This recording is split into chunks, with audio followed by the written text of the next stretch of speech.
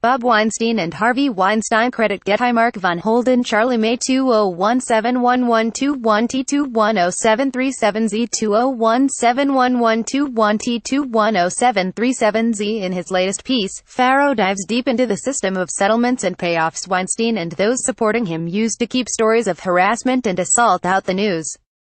Farrow reports that, in exchange for $1 million, Filipina-Italian model Ambra Battilana Gutierrez signed a non-disclosure agreement to stay quiet about the time Weinstein allegedly groped her breasts and attempted to slide his hand up her skirt. "I didn't even understand almost what I was doing with all those papers," Gutierrez told him. "I was really disoriented. My English was very bad. All of the words in that agreement were super difficult to understand.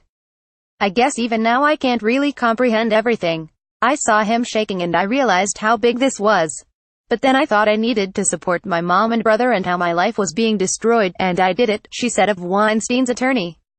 "The moment I did it, I really felt it was wrong. Felt pressured," Gutierrez said, when her attorneys had advised her to accept the settlement, after the Manhattan District Attorney's Office decided against pressing charges. "I was forced by the fact that newspapers completely bashed me, by the fact that I was alone, by the fact that I was 22 years old." The Weinstein confidentiality agreement is perhaps the most usurious one I have seen in decades of practice, an attorney familiar with the agreement told The New Yorker. Gutierrez was just one of many women Weinstein apparently silenced with money and non-disclosure agreements over the least 2 decades. He used these kinds of agreements with employees, business partners, and women who made allegations, women who were often much younger and far less powerful than Weinstein, and who signed under pressure from attorneys on both sides, Farrow wrote. Repeat offenders are able to operate under a cloak of silence with the help of non-disclosure agreements, Samuel S. Stryker, a professor of law at New York University, who focuses on employment issues, said.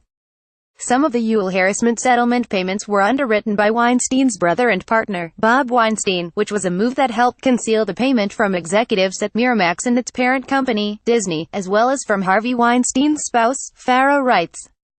The article reports one of these payouts in the 1990s saw Bob dipping into his personal bank account for £50,000, roughly $600,000 today, to be split between 2 female employees in England who accused Harvey Weinstein of UAL harassment and assault. In the past, Bob Weinstein has denied any previous knowledge of his brother's alleged behavior. "I'm ashamed that Harvey is my brother, to be honest, and I am ashamed that these are his actions," Bob Weinstein told The Hollywood Reporter. "I have a brother that's indefensible and crazy. I want him to get the justice that he deserves." Farrow's report calls into question that and other assertions the producer's brother has made. A former Miramax executive told Farrow it was implausible that Bob Weinstein did not know about the nature of the allegations, which were reported to the company. Nonetheless, he claimed ignorance in an interview with The New Yorker, saying, regarding that payment, "I'd only know what Harvey told me, and basically what he said was he was fooling around with 2 women and they were asking for money.